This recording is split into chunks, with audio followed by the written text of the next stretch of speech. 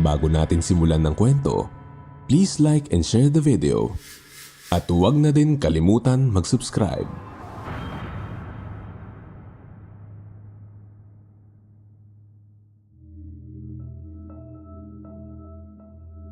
Naniniwala ako sa kasabihan na walang lihim na hindi nabubunyag. Yung gagawa at gagawa talaga ng paraan ng mundo para singilin ng isang tao sa kanyang nagawang kasalanan. Kahit pa sa mga pagkakataong hindi may paliwanag ang dahilan. Magandang araw sa inyong lahat. Itago niyo na lang ako sa pangalang Errol. Nais kong ibahagi ang aking kwento sa mga masugid na listeners. Isa itong nakakakilabot na karanasan na hanggang ngayon ay sariwa pa rin sa aking isipan. Ako ay isang security guard sa isang bangko. Mayroon akong ka-live-in partner noon at ang pangalan niya ay si Miona. Isang taong kami nagsama sa isang maliit na apartment na inuupahan namin. Hindi man ganun kaganda ang lugar pero sapat na yon para sa aming dalawa. Siya ay isang data analyst sa isang call center sa Ortigas. Graveyard shift ang trabaho niya kaya bihira kaming magkita. Kapag pauwi ako mula sa mahabang oras ng pagbabantay sa bangko, siya naman ay nakaalis na papasok sa trabaho niya. Ganoon na naging takbo ng aming relasyon. Pero sa kabila ng lahat ay nanatili akong tapat at naniniwala na kahit na ganoon ang sitwasyon namin ay ayos lang. Mahal na mahal ko si Miona at alam kong mahal din niya ako. Isang gabi habang ako ay nakahiga sa kama, pagod mula sa maghapong trabaho, bigla kong naramdaman ang kakaibang lamig na bumalot sa buong kwarto. Napansin ko na hindi naman nakabukas ang aircon at mahina lang ang ikot ng electric fan, kaya imposibleng lumamig ng ganoon. Nagsimulang magtindigan ng balahibo ko dahil parang may presensyang hindi ko maipaliwanag. Bumangon ako mula sa kama para lumabas ng kwarto. Ngunit pagbukas ko ng pinto, bumungad sa harapan ko ang isang babae na nakakakilabot ang itsura. Naaagnas ang muka niya. Parang humihiwalay na ang laman mula sa kanyang mga buto. Ang kanyang mga mata ay nakaluwa na. Ang kanyang bibig ay bahagyang nakabukas. Halos lumawit na ang kanyang dila. Ang amoy ng kanyang nabubulok na katawan ay umaalingasaw. Nanginig ang mga tuhod ko at ang katawan ko ay nanigas na sa takot. Hindi ko magawang makagalaw. Nakatayo lang ako, nakatitig sa nakakatakot na nilalang na nasa harapan ko. At nang magbukas ang bibig ng babae, nagsalita siya sa tinig na mababa, mabigat at punong-puno ng puot. Paulit-ulit niyang binabanggit ang pangalan ko. Ang bawat pagbigkas niya sa pangalan ko ay parang dumidiin sa aking dibdib. Hindi ko kilala ang babaeng yun, pero parang alam na alam niya ang lahat tungkol sa akin. Nakapangingilabot ang boses niya na parang nagmumula sa ilalim ng lupa. Dahan-dahan siyang lumapit sa akin habang paulit-ulit niyang sinasabi ang pangalan ko. Sinubukan kong tumakbo, ngunit parang may mabigat na bagay na pumipigil sa akin na makaalis sa kwarto. Parang may kung anong kapangyarihan na ginagamit ang naaagnas na babae para hindi ako makagalaw. Wala na akong ibang nagawa kundi ang sumigaw na lamang. Tulong! Tulungan niyo ako! Paulit-ulit akong sumisigaw ng malakas hanggang sa nasa harapan ko na ang naaagnas na babae at nararamdaman ko ang malamig niyang kamay na humawak sa aking leeg. Madiin ng paghawak niya na bumakat na sa leeg ko ang matatalim niyang mga kuko. Diyos ko, sinasakal niya ako. Hindi na ako makahinga sa higpit ng pagkakasakal niya sa leeg ko. Mas lalo akong natakot nang makita kong lumabas sa naaagnas niyang muka ang mga uod na sinlaki ng hintuturo at isa-isang bumagsak sa mukha ko. Nakakadiri Gumapang ang mga uod papunta sa aking mga mata at sa aking tenga. Akala ko ay katapusan ko na, ngunit bigla akong nagising. Pawis na pawis at naghahabol ng hininga. Binangungot ako. Akala ko totoo na. Nananaginip lang pala ako. Nang tignan ko ang orasan ay 8:00 na ng umaga. Nang biglang bumukas ang pinto, naggulat ako at bala ko pang sumigaw. Ngunit pinigilan ko ang sarili ko na makita ko si Miona. Dumating na siya galing sa trabaho. Diyos ko, akala ko yun na agnas na babae na naman ang pumasok. Nakakunutan noon niya na nagtanong sa akin kung bakit ako mukhang takot na takot at parang nakakita ko ng multo. Nakita ko sa mukha niya ang pag-aalala, kaya sinabi ko sa kanya na binangungot ako. Hindi ko na idinetalye pa sa kanya kung ano ang napaginipan ko dahil hindi naman siya maniniwala kapag sinabi ko. Hindi kasi naniniwala sa mga multo si Miona, kaya siguradong pagtatawanan niya lang ako kapag sinabi kong multo ng babaeng naaagnas ang nasa bangungot ko. Sinabi ko na lang sa kanya na ang bangungot ko ay tumatakbo ako at hinahabol ako ng mga mababangis na aso. Sinabihan niya ako na baka sobra lang akong pagod at stress sa trabaho, kaya kung ano-ano na lang ang napapaginipan ko. Saglit siyang nagpaalam na lalabas ng kwarto para ikuha ako ng tubig. Sa paglabas niya ay bumangon na ako sa kama.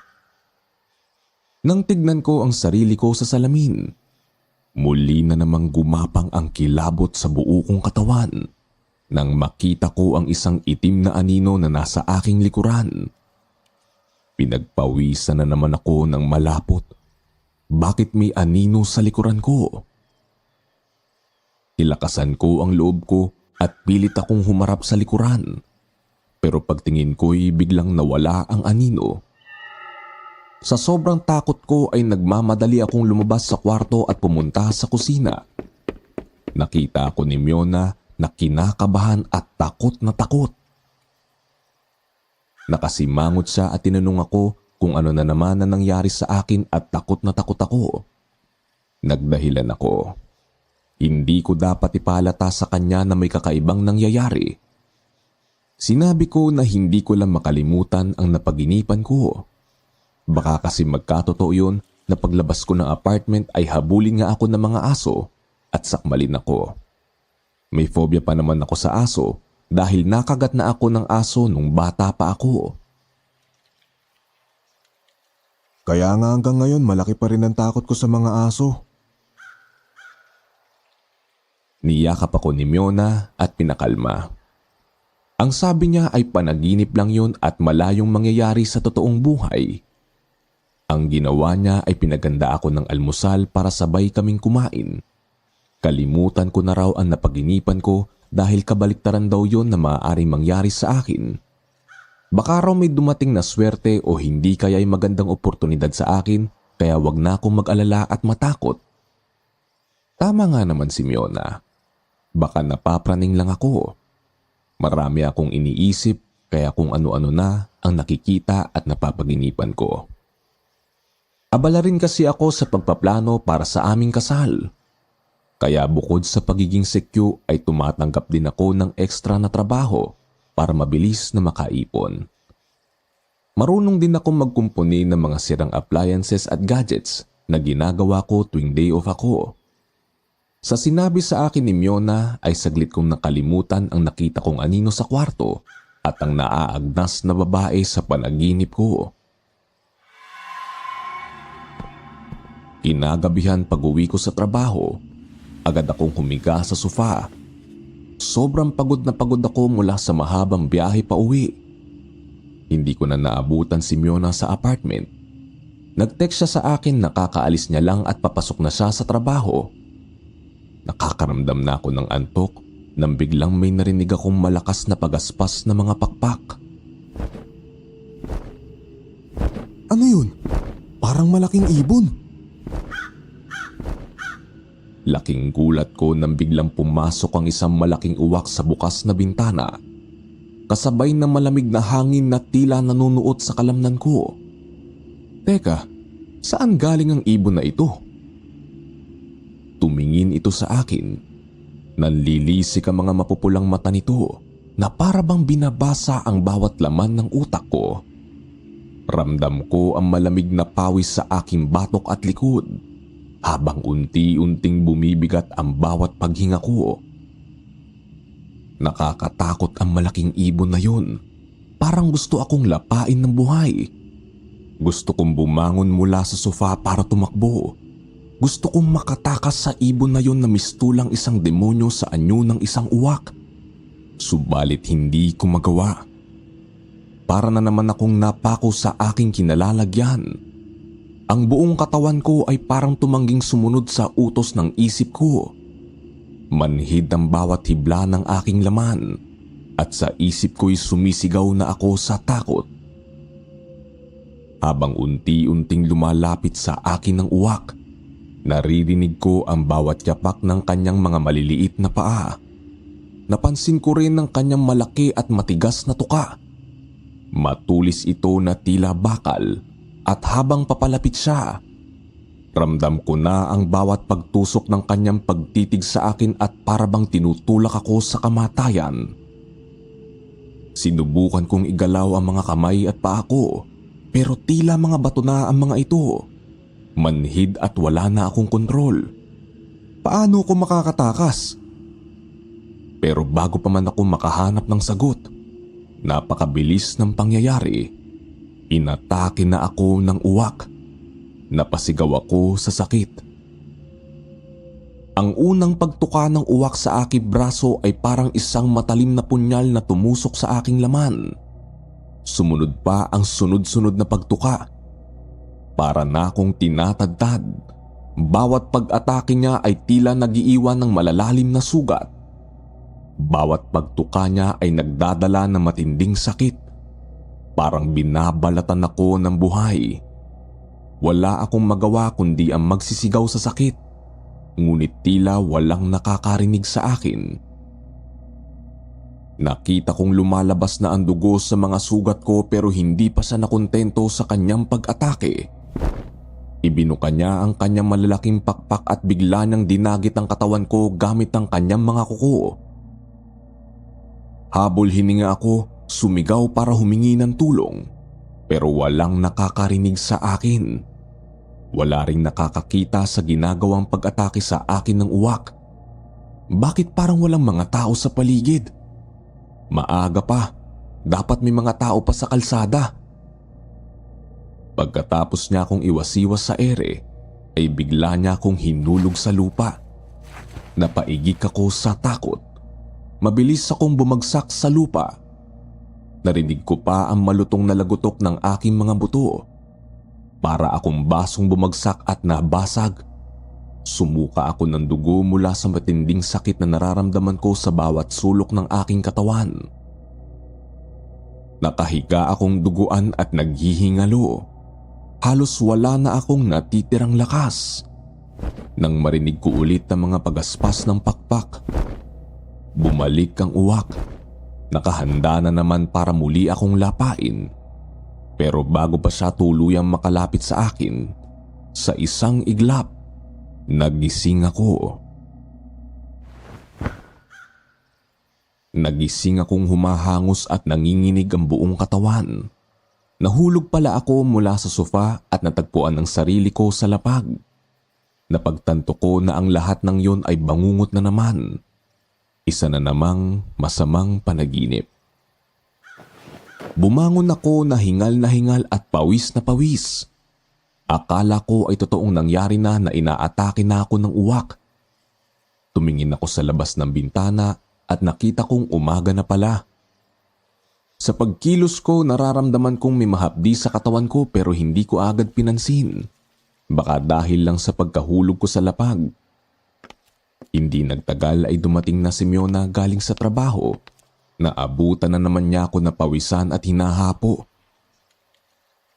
Tinanong niya ako kung bakit hingal at takot na naman ako. Binangungot na naman daw ba ako? Sa puntong yun ay ayoko na magsinungaling sa kanya. Sinabi ko sa kanya kung ano talaga ang napaginipan ko. Sinabi ko na inatake ako ng malaking uwak na parang halimaw. Pagkatapos ay pinagtutuka ako at dinagit na parang daga palabas ng bintana at hinihulog ako sa lupa.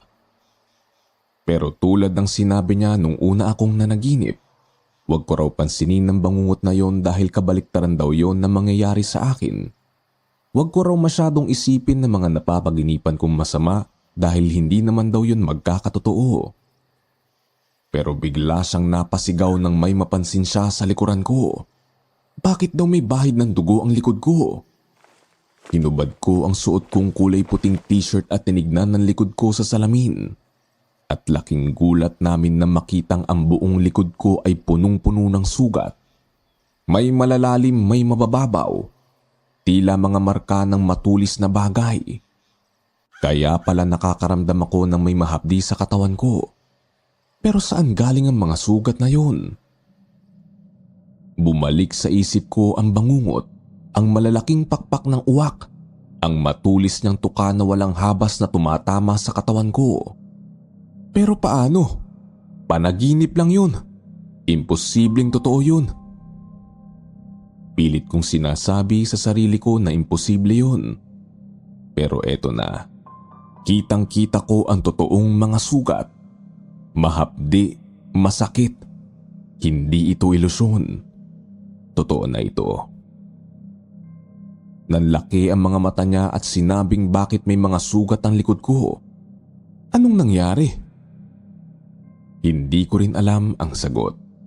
Paanong mula sa bangungot na yon ay narito ngayon ang mga sugat sa likod ko? Tila isang malaking misteryo. Sinabi ko sa kanya na ang uwak na umatake sa panaginip ko ay parang hindi panaginip. Parang totoong nangyari pero hindi ko alam kung paano. Napatigil si Miona. Kita sa mukha niya na hindi siya naniniwala sa sinabi ko. Umiling siya ng paulit-ulit. Paano raw mangyayari yun? Paano ko atakihin ng isang uwak? Wala naman daw uwak dito sa syudad. Panaginip ko lang daw yun at imposibleng mangyari.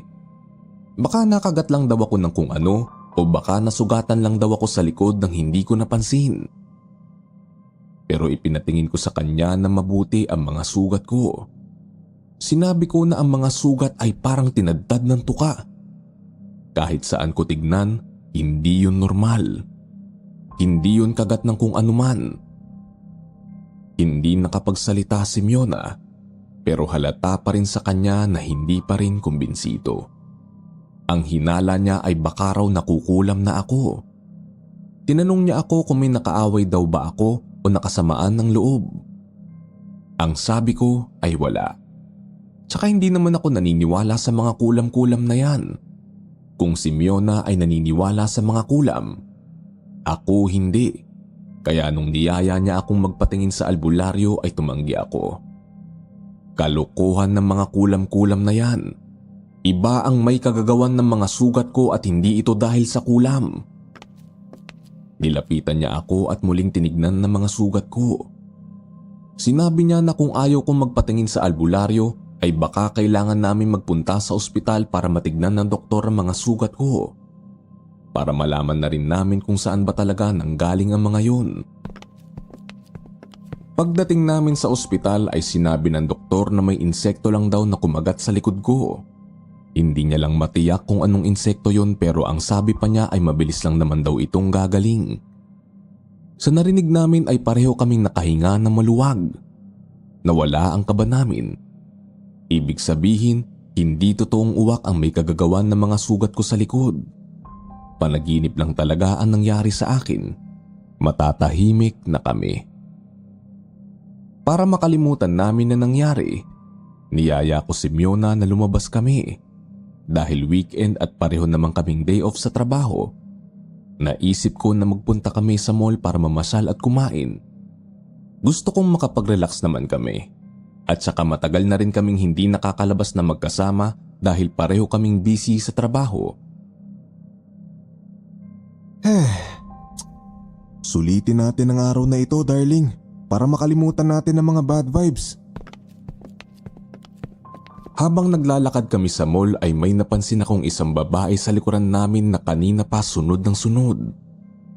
Nang pagmasdan ko siya, bigla akong kinabahan dahil sa kakaiba ang itsura at kilos niya. Mahaba ang kanyang buhok, nakasuot siya ng kulay puti at mahabang damit. Natatakluban na mahaba niyang buhok ang kanyang muka kaya hindi ko ito makita.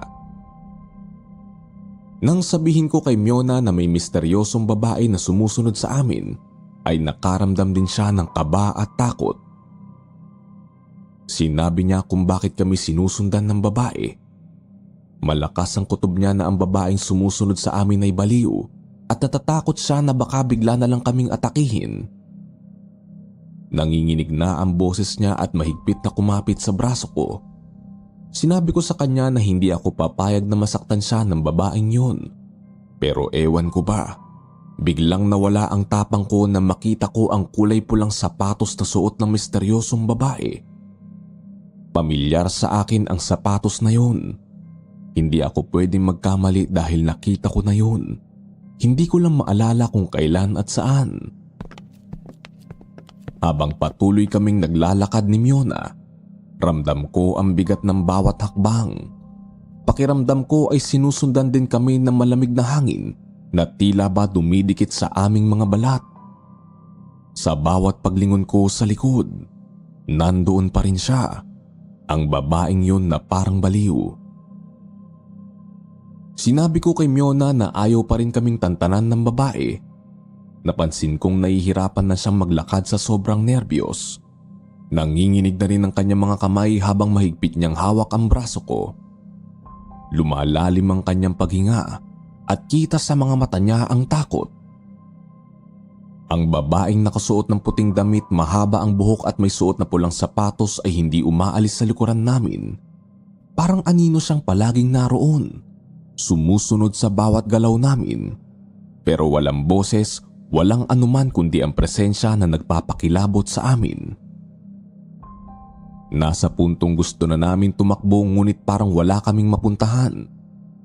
Muli akong lumingon pero andoon pa rin ng babae. Mabuti na lang sa hindi kalayuan ay may nakita kaming gwardya na naglalakad. Agad akong kumilos, hinatak ko si Miona patungo sa gwardya. Kuya, tulungan niyo kami. May babaeng baliw na sumusunod sa amin. Pagdating namin sa harap ng gwardya, halos hindi na makahinga si Miona sa takot. Humihingal siya habang nagsasalita kaya ako na lang ang nagdesisyon na idetalye sa gwardya ang itsura ng babae. Mabilis na sinilip ng gwardya ang likuran namin. Naghintay kami ng ilang sandali. Tahimik kaming umaasang mahuhuli niya ang babaeng yun. Pero ang muka ng gwardya ay tila naguguluhan. Wala naman po akong nakikitang babae. Para kaming napahiya, hindi kami makapaniwala sa narinig namin. Sinabi pa ni Miona na sigurado kami na nasa likuran namin yung babae at kanina pa kami sinusundan. Nang muli akong lumingon sa likod, nakita kong wala na ang babae. Sinabi ng gwardya na baka namamalikmata lang kami. Nagkatitigan kami ni Miona at sa inis ko ay tinaasan ko ng boses ang gwardya. Sinabi ko na hindi kami nagbibiro. May babae na sumusunod sa amin. Pero iginiit talaga ng gwardya na wala talaga siyang nakita. Baka raw nakalabas na sa mall yung sinasabi naming babae. Baka raw pulubi o taong grasa yung nakita namin. Tsaka ang sabi niya pa imposibleng may makapasok na babaeng baliw sa mall dahil mahigpit ang mga gwardya doon. Pero imposible, kitang-kita namin yung babae. Hindi kami namamalikmata o gumagawa ng kwento. Handa na akong makipag-away sa gwardya pero pinigilan ako ni Miona. Kung ayaw nitong maniwala ay diwag. Hinila niya ako palayo dahil alam niya na maikli lang ang pasensya ko at madali akong magalit. Sinabihan niya ako na kalimutan na lang namin ang nangyari at ituloy na lang namin ang pag-e-enjoy sa mall. Ang sabi ko magandang ideya. Imbes na isipin at magpaka-stress kami sa babaeng baliw na sumusunod sa amin kanina, itutuloy na lang namin ang paglalamierda. Niyaya ko siyang manood na lang kami ng sine. Gusto niya comedy na pelikula ang panoorin namin para pampagood vibes at mawala ang init ng ulo namin. Pagpasok namin sa loob ng sinihan, dinig na dinig agad namin ang tawanan ng mga taong nanonood. Sa isip namin sobrang nakakatawa nga talaga ang papanoorin naming pelikula. Agad kaming umupo sa pinakahulihan. Tumutok na kami sa screen at nanood na rin. Habang inaayos ko ang sarili ko sa upuan, bigla kong nabitawan ang cellphone ko. Nahulog ito sa lapag kaya't agad akong yumuko para pulutin. Habang pinupulot ko ang cellphone, may kakaibang pakiramdam akong naramdaman. Pagbalik ko ng tingin sa upuan, naramdaman ko ang malamig na hangin sa aking batok. Napansin ko na wala na rin si Miona sa tabi ko. Miona? Saan kaya siya nagpunta? Biglang nanlamig ang buo kong katawan. Tumayo ako at tumingin sa paligid. Nang biglang bumukas sa mga ilaw sa loob ng sinehan ay hinanap ko si Miona. Pero hindi lang pala siya ang nawala. Pati ang mga tao sa sinehan ay nawala rin. Ang mga tao na kanina'y masigla at nagtatawanan ay biglang naglaho. Hindi ko maintindihan. Anong nangyari? Kanina lang puno ang sinehan. Ngayon ay tila ako na lang mag-isa. Sinubukan kong tumayo para humakbang pero hindi ko magalaw ang mga paa ko. Tila na-paralyze na naman ang buo kong katawan. Pinilit kong maglakad pero hindi ko magawa. Ano na namang kababalaghan na nangyayaring ito sa akin? Napatingin ako sa screen ng sinehan at nagulat ako na makita ang isang lumang aparador sa screen. Nagtaka ako. Hindi naman ito ang pinapanood naming eksena kanina. Napansin kong dahan-dahan na bumubukas ang aparador at kinilabutan ako na makita na lumabas mula roon ng isang naaagnas na babae. Dahan-dahan itong naglakad at lumabas sa screen. Tumaas ang lahat ng balahibo ko nang muli kong makita ang nabubulok niyang mukha na punong-puno ng mga uod. Langhap na langhap ko rin ng umaalingasaw niyang amoy na halos bumaliktad na ang sikmura ko sa sobrang baho. Ang mga paa niya ay parang lumulutang sa hangin. Ang sabi ko sa isip ko, siya na naman. Bakit ba ayaw niya akong tigilan? Muling binuksan ng naaagnas na babae ang kanyang bibig at narinig ko ang tunog ng mga uod na nahuhulog mula sa bibig niya. Bumabagsak sa sahig. Isa-isang gumagapang palabas sa mga uod at dahan-dahan ding lumapit sa akin. Pagkatapos ay narinig ko na naman ang boses niya na parang nanggagaling sa hukay. Paulit-ulit na naman niyang sinambit ang pangalan ko at umaalingaw-ngaw yon sa buong paligid. Hindi na ako makahinga sa kinatatayuan ko. Wala akong magawa kundi pagmasdan ang unti-unting paglapit niya sa akin. Parang sinasakop ng kanyang presensya ang buong sinehan. Nakikita ko siya sa aking harapan. Lumalapit ng lumalapit. Walang makakapigil sa kanya. Ang kanyang mga hakbang ay parang punebre sa aking pandinig na parang tinatawag ako sa hukay. Gustong gusto kong sumigaw.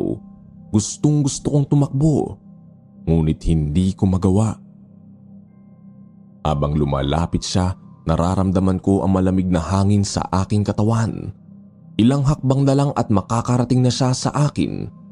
Balot na ng matinding takot ang buo kong katawan. Naihina nga ako sa kinatatayuan ko sa sobrang takot. Ilang hakbang pa hanggang ang kanyang muka ay ilang pulgada na lang mula sa muka ko. Kitang-kita ko ang mga uod na gumagapang sa kanyang nabubulok na balat. At amoy na amoy ko ang pagkabulok ng kanyang laman. Halos mapaiyak na ako sa sobrang takot. Unti-unti niyang inilapit ang kanyang bibig sa aking labi. Gustong gusto ko nang tumakbo, magsisigaw. Ngunit para akong nakapako sa pwesto ko. Gusto nang sumabog ng puso ko sa sobrang takot habang inilapit niya ang naaagnas niyang muka. Akmang hahalikan niya ang aking labi at bigla akong nagkaroon ng boses kaya nagsisigaw ako ng malakas. nang biglang may tumama sa aking ulo. Aray! Ano ba? Ang sakit! Napatingin ako kay Miona na galit na galit. Binatukan niya kasi ako ng ubod lakas. Sinabi niya na bakit daw ako sumisigaw. Nakakahiya. Tsaka lang ako nahimasmasan na marinig ko ang mga sigawan ng mga tao sa sinihan na nagrereklamo sa ginawa kong pagsigaw. Naramdaman ko ang mainit na dugo sa aking muka. Hindi dahil sa takot kundi dahil sa sobrang pagkapahiya. Tinignan ko si Miona. Titig na titig siya sa akin na parang hindi niya alam kung tatawa o magagalit ba siya. Sobrang nakakahiya daw yung ginawa kong pagsigaw sa kalagitnaan ng pelikula. Dinig na dinig daw ng lahat ng tao sa loob ng sinehan ng sigaw ko. Doon ko lang napagtanto na binangungot na naman ako. Sa isip ko hindi na normal ang nangyayari sa akin. Paulit-ulit na lang ang bangungot na yun. Ayaw akong tigilan. Hindi kaya nababaliw ako? Bulong ko sa sarili habang pinupunasan ang pawis ko sa noo. Paglabas namin sa sinehan, halata ko ang inis at pagkadismaya sa mukha ni Miona. Hindi ko siya masisi dahil kahit ako ay naguguluhan na rin sa mga nangyayari sa akin. Pagkatapos kong sumigaw at gumawa ng eksena sa loob ng sinehan, naramdaman ko ang bigat ng tensyon sa pagitan namin. Hindi niya ako kinakausap at iniiwasan niya ako habang naglalakad kami. Tinawag ko siya at kinausap sa malambing na tono. Uy, sorry na darling. Hindi ko na malaya na nakatulog pala ako at na naginip na naman na masama. Huwag ka naman magalit sa akin. Umamin siya sa akin na nainis siya sa nangyari sa sinehan dahil ayaw na ayaw niyang napapahiya sa mga tao. Humingi ako ng tawad sa kanya sa nagawa ko. Hindi ko rin naman gusto yun. Hindi ko naman mapipigilan na bangungutin ako.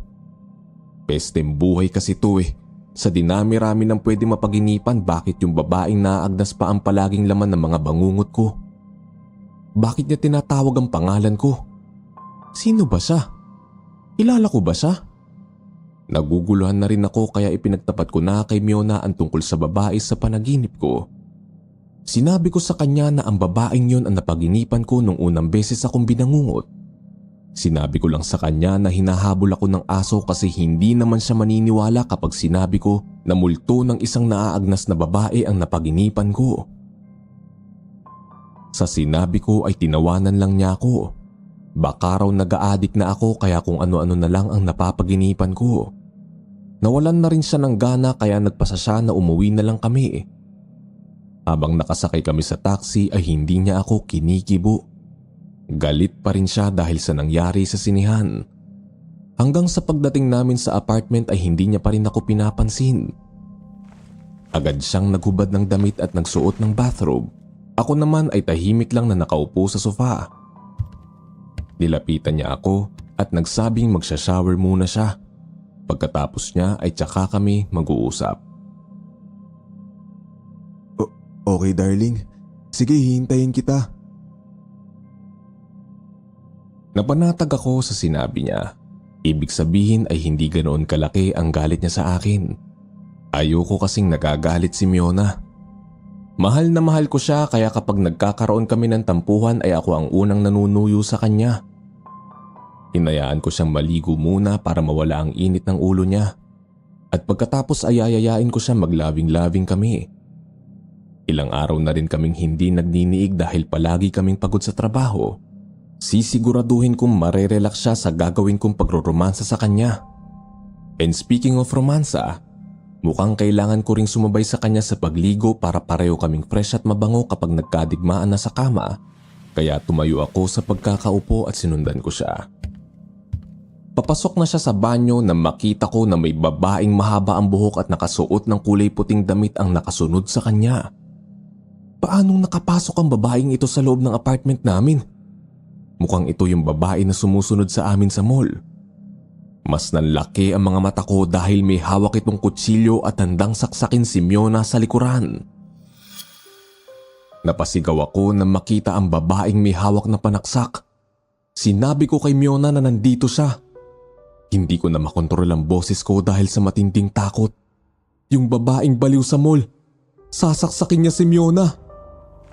Pinilit kong hilahin si Miona papalayo mula sa kanyang kinatatayuan pero nanatili siyang nakatayo. Tinitignan lang ako na may pagtataka. Lumingon ako sa likuran namin. Tsaka ako napagtanto na ang babae ay biglang nawala.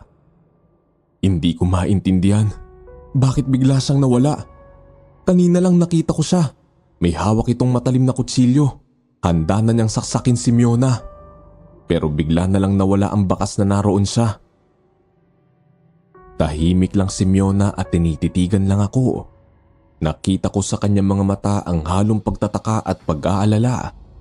Halatang hindi niya maintindihan kung ano ang pinagsasasabi ko. At kahit ako ay parang nawawalan na rin ng saysay ang mga sinasabi ko. Nakikita ko ang pagkalito sa kanyang muka. Parang hindi siya sigurado kung sineseryoso niya ba ako o iniisip niyang nasisiraan na ako ng bait. Malakas ang pagkakasabi niya na walang babae. Walang ibang tao dito sa apartment at nagtanong siya kung binabangungot na naman ba ako. Hindi ako binabangungot. Nandito yung babae. Kitang-kita ko. Nilibot niya ang loob ng apartment at tinignan niya ang bawat sulok. Ang ilalim ng mga mesa, likod ng mga pinto at ang mga madidilim na bahagi ng kusina. Pero wala siyang nakita. Ako naman hindi mapakali at tila nanlalambot ang mga tuhod ko habang tinitignan ko ang bawat kanto ng apartment. Wala nga bang babae? Hindi ko ba talaga siya nakita? Pero kitang-kita ko pa rin sa isip ko ang itsura niya na para bang binabantayan kami ni Miona. Tumayo si Miona sa harap ko at sinabing walang babae sa loob ng apartment. Bakit ba ayaw niya akong paniwalaan? Bakit ako lang ang nakakakita dun sa babae? Ipinagpilitan ko sa kanya na nakapasok yung babae, may hawak na kutsilyo at gusto siyang saksakin. Ngunit imbes na magalit o matakot, lumapit lang siya sa akin at hinawakan ng mga braso ko. Nakita ko ang awa sa kanyang mga mata. Iginiit niya na wala sa loob ng apartment ang babaeng sinasabi ko. Baka sobra lang akong pagod at iniisip ko lang yung babae dahil sa nangyari sa mall. Hinaplos niya ang noo ko at sinubukan niyang pakalmain ako. Pero sa bawat salita niya, mas lalo akong kinikilabutan. Sigurado ako sa nakita ko. Siya yun, yung babaeng baliw sa mall. Tapos ay nakapasok siya sa amin at gusto kaming gawan ng masama. Alam kong may kakaibang nangyayari, pero paano ko mapapaniwala si Miona? Paano ko ipapaliwanag ang mga kababalaghang nararanasan ko? Ang babae sa bangungot, ang uwak, ang babae sa mall. Lahat ng mga yon ay gumugulo na sa utak ko. Hindi ko na alam kung anong gagawin ko. Dahil naawa na si Miona sa nangyayari sa akin, niyakap niya ako na mahigpit. Ang sabi niya ay huminahon lang ako at huwag magpanik. Pinainom niya ako ng gamot na pampakalma. Sinabi niya na ire-report niya sa pulis ang nangyari para matahimik na ako. Pero sa isip ko, anong magagawa ng pulis? Yung gwardya nga sa mall walang nagawa eh. Nang sumapit ang gabi, hindi ako dalawin ng antok. Hindi mawala sa isip ko yung misteryosong babae. Kaya bumangon ako sa kama at lumabas sa sala. Habang nakaupo ako sa sala, umaasang baka makakatulong ang panonood ng TV para maalis ang gumugulo sa isip ko. Habang nakatingin ako sa screen ng TV, naramdaman ko ang bigat ng mga mata ko. Pilit kong kinukumbinsi ang sarili ko na hindi ako dapat magpaapekto sa mga nakita ko o sa mga nangyari sa araw na yon. Subalit ang itsura ng babae, ang kanyang nakakakilabot na boses, ang kanyang naaagnas na muka, ay parang aninong bumabalik-balik sa isip ko. Hindi pa ako nagtatagal sa panonood nang biglang nag-off ng kusa ang TV. Pati ilaw sa sala at electric fan ay biglang namatay. Saglit akong napako sa kinauupuan ko. Ang unang pumasok sa isip ko ay baka nawalan ng kuryente, kaya agad akong tumingin sa labas ng bintana para tignan kung nag-brown out nga. Nakakita ako ng ilaw mula sa poste sa labas. Ibig sabihin hindi nawalan ng kuryente. Kaya't bumalik ako sa sala at sinubukang i-on muli ang TV. Pero bago ko pa man maabot ang remote, nakaramdam ako ng kakaiba. May malamig na hangin na dumaan sa likuran ko. Parang malamig na hangin mula sa loob ng isang lumang libingan. Nang dumaan ito sa akin, bigla kong naramdaman na tumindig lahat ng balahibo ko mula sa batok hanggang sa paa. Pakiramdam ko'y may nagmamasid sa akin. Isang presensyang hindi ko makita pero nararamdaman ko sa bawat sulok ng sala. Hindi ko gustong lumingon dahil alam kong may mali. May isang bagay sa likod ko na hindi ko gustong makita. Pero parang may pwersang nagtutulak sa akin. Isang hindi maipaliwanag na boses sa isip ko na nagsasabing kailangan ko raw lumingon. Inuutusan ako ng boses na yon na harapin ang takot ko. Pinilit kong pigilan ang sarili kong lumingon. Pero habang tumatagal, mas lalo kong nararamdaman ang malamig na presensya sa likod ko. Tila may bumubulong sa akin. Tinutokso ako, hinahamon akong humarap. Pumintig ang puso ko na mabilis. Pawis na pawis ang mga palad ko at halos manigas na ang mga paa ko sa takot. Sa isang iglap hinanda ko ang sarili ko. Dahan-dahan akong lumingon. Ngunit bago pa tuluyang maikot ang aking ulo, nakarinig ako ng isang kaluskos. Isang tunog na tila may kung anong bagay na gumagalaw sa dilim. Tila bumagal ang oras. Hindi ko mapigilan ng kaba. Ang malamig na hangin ay mas lalo pang bumalot sa akin. Alam kong wala akong maaasahan kundi ang sarili ko. Tulog na si Miona at nasa akin ang lahat ng desisyon kung lalabanan ko ba ang takot na ito o magpapatalo ako. Buong lakas loob kong hinarap ang direksyon ng malamig na hangin, ang presensya sa likuran ko. At doon sa madilim na sulok ng sala, nakita ko siya. Ang babaeng may mahaba at gusot na buhok, nakasuot ng kulay puting damit at pulang sapatos. Nakatitig siya sa akin, hindi gumagalaw, pero ramdam ko ang galit at lungkot sa kanyang mga mata. Mahigpit ang pagkakahawak sa daladala niyang kutsilyo. Hindi nagtagal ay gumalaw siya at dahan-dahan lumapit sa akin. Muling binalot ng kaba at takot ang dibdib ko. Ubod lakas akong sumigaw. Sinabi ko na sino ba talaga siya? Ano ba ang kailangan niya sa amin? Pinaalis ko siya pero hindi siya sumasagot. Patuloy lang siya sa paglapit sa akin. Hindi ko alam kung ano ang gagawin ko. Tumatakbo sa isip ko na baka nananaginip na naman ako. Pero hindi. Kinurot ko ang pisngi ko at nasaktan ako. Totoo ang nakikita ko at hindi ako binabangungot. Sumigaw ulit ako ng malakas. Tinawag ko si Miona ng paulit-ulit. Biglang bumukas ang pinto ng kwarto. Lumabas si Miona na pupungas-pungas pa. Miona! Miona! Naghihikab pa si Miona na nagtanong sa akin kung bakit ako sumisigaw at kung ano ang nangyari. Agad akong tumingin sa babae pero wala na ito sa kinatatayuan niya. Ang madilim na sulok ng sala ay walang tao. Ang pwersang nagpatindig sa balahibo ko ay bigla na lang nawala. Tinanong ako ni Miona kung ano na naman ang nakita ko. Hindi ako nakapagsalita. Nakatingin lang ako sa sulok kung saan ko nakita ang babae. Tumingin ako kay Miona. Hindi sigurado kung paano ipapaliwanag ang nakita ko. Alam kong kapag sinabi ko yon lalo lang siya mag-aalala o iisipin niyang nababaliw na talaga ako. Pinilit niya akong sabihin na nakita ko kaya wala akong nagawa kundi sabihin ng totoo. Sinabi ko na nandito na naman yung babae na may mahabang buhok at may hawak na kutsilyo. Nakapasok na naman siya sa apartment namin. Napabuntong hininga si Miona. Halatang nag-aalala na talaga siya sa kalagayan ko. Kaya sinabihan niya ako na baka kailangan ko na magpatingin sa espesyalista sa pag-iisip. Hindi na normal ang mga nakikita at kinikilos ko. Palala na ng palala. Sinabi ko sa kanya na kailangan niya akong pakinggan dahil totoo ang nakita ko at hindi guni-guni lang.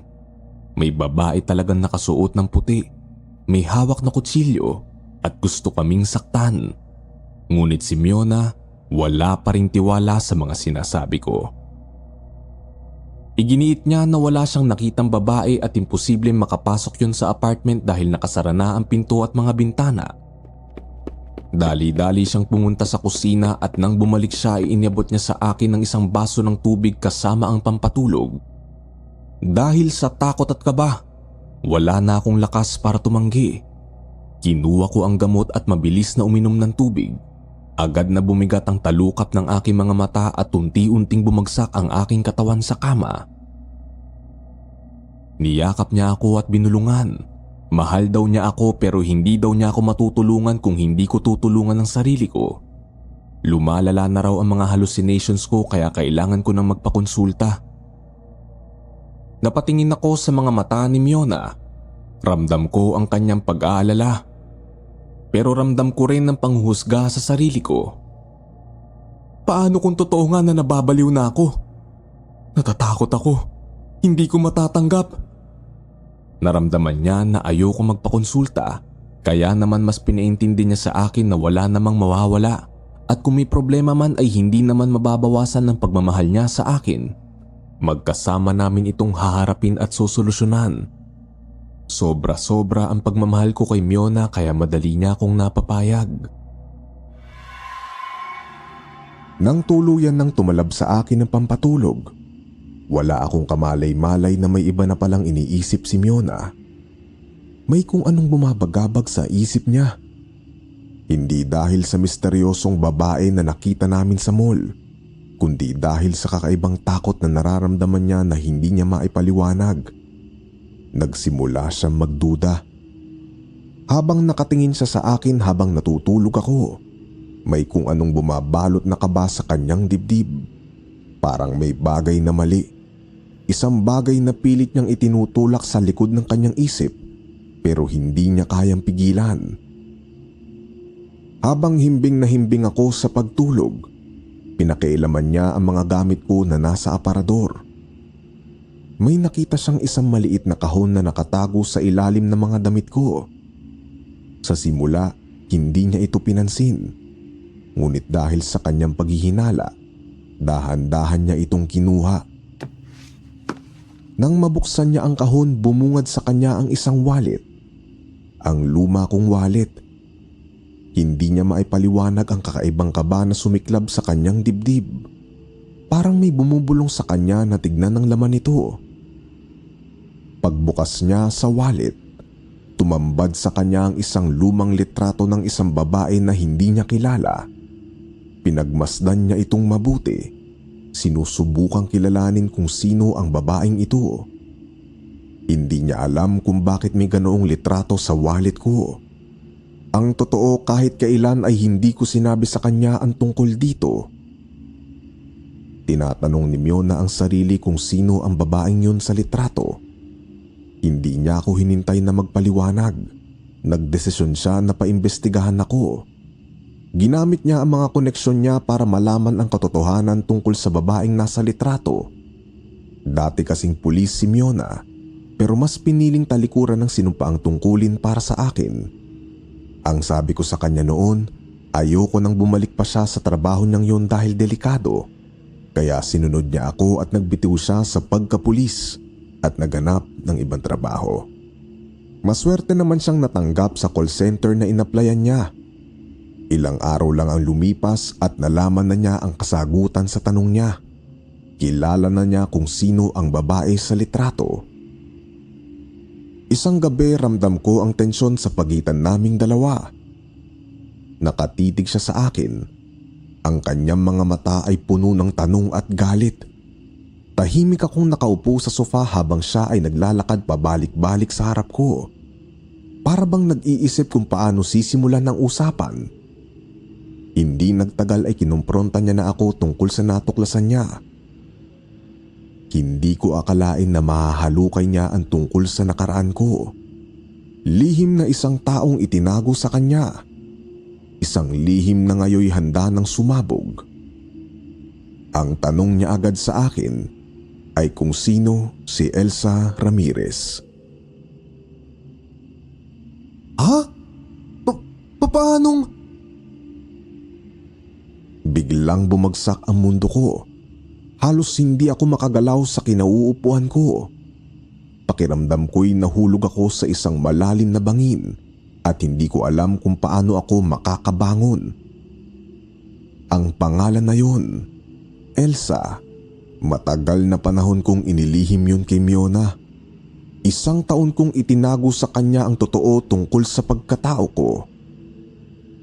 Tinitigan ko siya pero hindi ako makapagsalita. Ang mga salita na gustong lumabas sa lalamunan ko ay tila natuyo.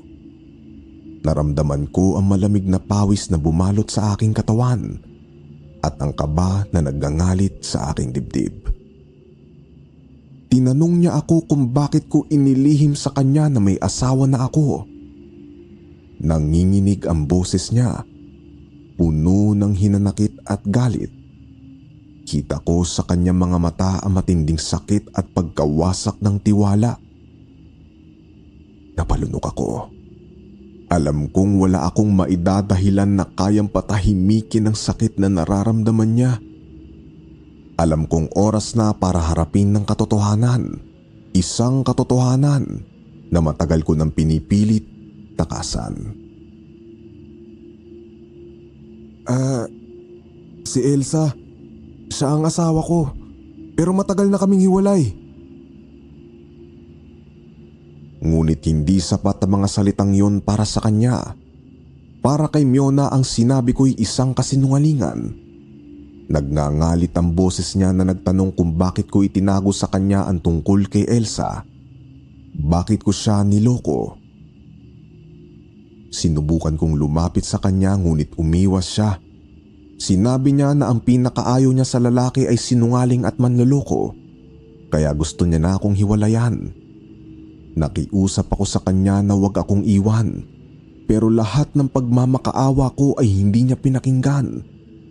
Alam kong kahit ano pa ang sabihin ko ay hindi niya papakinggan dahil ilang beses na rin siyang niloko noon ng mga nakarelasyon niya. Dali-dali siyang pumasok sa kwarto at kinuha ang mga damit niya at isa-isang inilagay ang mga yon sa maleta. Nagmamakaawa ako sa iyo, Miona. Huwag mo kong iiwan. Mahal na mahal kita. Pero nabingi na siya sa sobrang galit sa akin. Tinatapos na raw niya ang relasyon namin. Matatanggap pa raw niya na makasama ang isang taong may problema sa pag-iisip kaysa makasama ang isang sinungaling at manloloko. Napakabilis na mga pangyayari. Ang dati kong masayang buhay na kasama si Miona ay biglang naglaho sa isang iglap. Hindi ako makapaniwala na aabot kami sa ganoong punto. Mahal na mahal ko siya at hindi ko hahayaan basta-basta niya akong iwan. Alam kong nagkamali ako pero hindi ako makakapayag na maghiwalay kami. Hinawakan ko siya sa balikat ngunit agad siyang umiwas. Nakiusap ako sa kanya na bigyan pa ako ng isa pang pagkakataon para ipaliwanag at maayos ang lahat. Pero matigas ang pagkakasabi niya ng ano pang paliwanag ang sasabihin ko at ano pa ang kailangang ayusin. Niloko ko siya at hindi na raw niya kayang ipagpatuloy pa ang relasyon namin dahil sa nalaman niya. Hindi na ako makapag-isip na maayos. Puno ng takot ang utak ko. Takot na mawala si Miona sa buhay ko. Hindi ko kayang mawala siya. Hindi ko kayang makita siyang lumalayo sa akin. Kaya't sa isang iglap, parang nagdilim ang buong paligid ko. Sa isang mabilis na kilos, dinampot ko ang lubid na nakatago sa tabi ng aparador. Hinding-hindi ako papayag na iwan mo ko, Miona. Hindi kita hayaang umalis.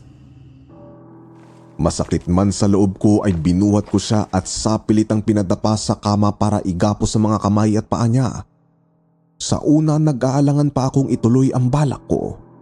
Nanginginig ang mga kamay habang itinatali ko ang lubid sa kanya. Mahirap makita ang taong mahal ko sa ganoong sitwasyon. Pero mas mahirap isipin na iwan niya ako. Pinipilit niyang kumawala. Ang mga mata niya'y nag-aapoy ng galit, pero alam kong hindi siya pwedeng makawala. Mas malakas ako sa kanya, ngunit sa bawat galaw niya para bang unti-unti ring humihina ang loob ko. Nagpupumiglas siya, pilit na binabangga ang katawan sa kama, ngunit wala na siyang magawa. Ang mga binti niya ay mahigpit ko ring iginapos. Sumigaw siya at humihingi siya ng tulong. Hindi ko napigilan ang sarili ko na maiyak dahil sa bawat sigaw niya ay parang patalim na sumasaksak sa puso ko. Pero wala akong magagawa kundi ang takpan ng kanyang bibig. Hinanap ko ang panyo sa bulsa ko at kahit nanginginig, mabilis kong tinakpan ang kanyang bibig. Tumahimik ka, Miona. Ginagawa ko ito kasi mahal kita. Kinahaplos ko ang buhok niya habang pilit ko siyang pinapatahimik. Sinabi ko sa kanya na hindi ko naman siya sasaktan. Ayoko lang na umalis siya at iwan niya ako mag-isa. Ngunit sa kabila ng mga salita ko, kitang-kita ko sa mukha niya ang matinding galit. Ang babaeng minamahal ko, ngayon ay tila naging isang estranghero. Isang estrangherong gusto kong kontrolin para manatili lang sa tabi ko. Para walang ibang makarinig sa kanya ay itinago ko siya sa basement. Habang binubuhat ko ang katawan niya papunta sa basement ay dama ko ang malamig na pawis na bumabalot sa aking mga palad. Hindi ko magawang tignan siya ng diretso. Takot akong makita ang pagdurusa sa kanyang mga mata. Ngunit kahit anong pilit kong isiksik sa utak ko na tama ang ginagawa ko, patuloy na tumatagos sa puso ko ang isang masakit na katotohanan na mali yun. Pero hindi ko na magawang umatras. Mahal ko siya at sa utak ko yun lang ang mahalagang gawin sa oras na yun. Pagdating sa basement ay ibinaba ko siya sa sahig at kahit paunti-unti niyang sinusubukang kumawala, mas hinigpitan ko pa ang pagkakagapos sa kanya. Iniwan ko siya roon, nakatali at walang magawa. Ngunit kahit lumayo na ako at umakyat pabalik sa itaas, hindi ko maitapon ang bigat sa dibdib ko. Habang nakaupo ako sa sala, naririnig ko pa rin ang mga mahihinang ingay at ungol niya mula sa basement. Ang bawat pag-ungol niya ay naging mas mabigat sa konsensya ko. Naisip ko, paano ito umabot sa ganoon? Kung papakawalan ko siya, mawawala siya sa akin. At kung mawawala siya, mawawala ang lahat sa buhay ko. Sa mga oras na yon nakaupo ako sa gilid ng sofa. Binabalikan ang bawat sandali ng aming relasyon. Ang mga masasayang alaala, ang mga yakap, ang mga masasaya naming sandali na nagbigay kulay sa buhay ko. Di ba nga at may plano na kaming magpakasal? Pero hindi ko inasahan na biglang maglalaho lang na parang bula ang lahat ng yun. Kung aalis siya, ano na lang ang matitira sa akin? Ano na lang ako kung wala siya? Kaya't nagdesisyon ako na kailangan kong protektahan ang relasyon namin kahit sa ganoon karahas na paraan. Makaraan ng ilang oras ay hindi ko na narinig ang mga ungol at ingay ni Miona sa basement. Agad akong bumaba para tignan siya at baka may nangyaring hindi maganda sa kanya. Pagpasok ko sa loob ng basement ay wala na siya roon. Ang hindi ko alam ay nagawang makawala ni Miona sa pagkakagapos ko sa kanya. Hindi pwede to. Hindi siya pwede makatakas. Hinding-hindi ko yun nahayaan na mangyari. Mabilis akong naglakad papunta sa sala at doon ko siya nakita. Nakalapit na siya sa pinto. Ngunit bago pa niya mabuksan yon ay humarang na ako. Miona! Hindi kita hahayaan makaalis. Hindi mo ako pwedeng iwan. Mabilis akong nakadampot ng kutsilyo at sa sandaling yun parang pumutok ang lahat ng damdamin ko. Nanginginig ang mga kamay ko hindi dahil sa takot kundi sa magulong emosyon sa loob ko. Habang nakatutok ang kutsilyo kay Miona, naramdaman kong nawawala na ako sa sarili. Sinubukan kong kontrolin ang sitwasyon, pero sa puntong yun, takot lang ang nararamdaman ko sa posibilidad na mawala siya sa akin. Tahimik siyang nakatingin sa akin. Kita sa mga mata niya ang takot. Para bang sa bawat hakbang ko palapit bas nawawala ang pag-asa na maayos pa namin ng lahat. Ang kutsilyo ay halos nakadikit na sa dibdib niya. Hindi siya makagalaw. Parang natutulala sa takot at kaba. Alam kong hindi na siya ang Miona na dati kong minahal. Siya na ngayon ang taong gustong lumayo sa akin. Pabulong kong sinabi sa kanya na kung susubukan niyang umalis ay sasaksakin ko siya. Nakita ko ang mga mata niya na matalim na nakatitig sa akin. Ang mga mata niya na dating puno ng pagmamahal, ngayon ay nag-aapoy na sa galit. Alam kong sa mga oras na yon ay hindi niya na ako mapapatawad. Nasa ganoon kaming eksena nang biglang isang malakas na katok ang narinig namin sa labas ng pinto. Pareho kaming napatigil. Biglang bumigat ang hangin sa paligid. Nang hindi namin yun pinansin, kumatok ulit ang nasa labas ng pinto. Ayaw nitong tumigil. Mas malakas na ang pagkatok. Buwisit, sino kaya to? Hinawakan ko na mas mahigpit ng kutsilyo, handa kong harapin ang kung sino man ang nasa likod ng pinto. Mabigat ang paa ko habang lumalapit ako sa pinto. Handa kong harapin kung sino man ang nandoon. Ngunit nang buksan ko ang pinto, bumalot sa akin ang malamig na hangin, kasabay ng pagtayo ng mga balahibo ko sa katawan. At sa harap ko bumungad ang isang nakakakilabot na nilalang, ang naaagnas na babae na palaging nagpapakita sa aking mga bangungot. Kitang-kita ko na naman ang nakakadiri niyang mukha na inuuod at muli kong nalanghap ang umaalingasaw na amoy na nanggagaling sa kanyang nabubulok na katawan. Napasigaw ako sa sobrang takot. Diyos ko, binabangungot na naman ba ako? Kahit si Miona ay nagsisigaw din nang makita ang naaagdas na babae. Nang bigla itong magsalita, nakakapanindig ang boses niya. Sinabi niya na hindi ko daw ba siya nakikilala. Nakalimutan ko na daw ba talaga siya? At inamin niya kung sino siya sa buhay ko. Siya si Elsa, ang aking asawa na pinatay ko. Ano? Pinatay? Anong sinasabi mo? Oo, matagal na kaming hiwalay ng dati kong asawa na si Elsa. Pero hindi pa siya patay. Nasa probinsya siya. Nang marinig ko ang sinabing yon ng naaagnas na babae, bumigat ang hangin sa paligid. Pakiramdam ko unti-unti akong sinasakal ng mga paratang na pilit niyang ibinabato sa akin. Naramdaman ko rin ng paglapit sa akin ni Miona. Ramdam ko na mas lalong umalab ang galit niya. Hindi siya nagsalita, ngunit ang mga mata niya ay punong-puno ng hinanakit at paghuhusga. Nakikita ko sa kanyang mga mata ang tanong na hindi niya mailabas. Totoo ba ang sinabi ng babae? Pinatay mo ba talaga ang iyong asawa? Hinabol ko ng tingin si Miona. Pilit na nagpapaliwanag ang mga mata ko sa kanya. Ngunit wala siyang iniwang espasyo para pakinggan ako. Kitang-kita ko sa kanyang muka ang pagkamuhi. Hindi ko matanggap na ang babaeng dati nagmamahal sa akin ay hinuhusgahan na ako. Patuloy kong itinanggi ang mga paratang ng naaagnas na babae. Wala akong pinatay. Hindi ko magagawa ang ibinibintang niya sa akin. Ngunit biglang sumigaw ng malakas ang naaagnas na babae. Galit na galit siya. Paulit-ulit niyang sinasabi na nagsisinungaling ako. Hindi ko raw matatakasan ang ginawa kong kasalanan.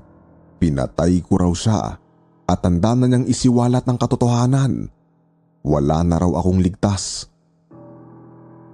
Ang mga salitang yun ay parang dumagungdong sa utak ko. Para akong tinamaan ng malakas na hampas sa dibdib.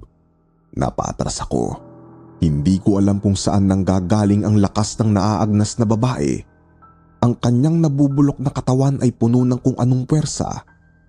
Habang patuloy siyang nagsasalita, ang kanyang galit ay naging higit na nakakatakot. At sa bawat paratang, nararamdaman kong parang binabaliktad niya ang buong mundo ko. Tumingin ako kay Miona Umaasa akong may makikita akong kahit kaunting pagdududa sa mga mata niya. Pero wala na. Ang tingin niya sa akin ay parang ako na ang kriminal na pumatay sa sarili kong asawa. Hindi ako makapaniwala sa mga nangyayari. Alam kong hindi ko ginawa yun. Pero sa harap ng mga pangyayari, parang ako mismo ang hindi makapaniwala sa sariling katotohanan.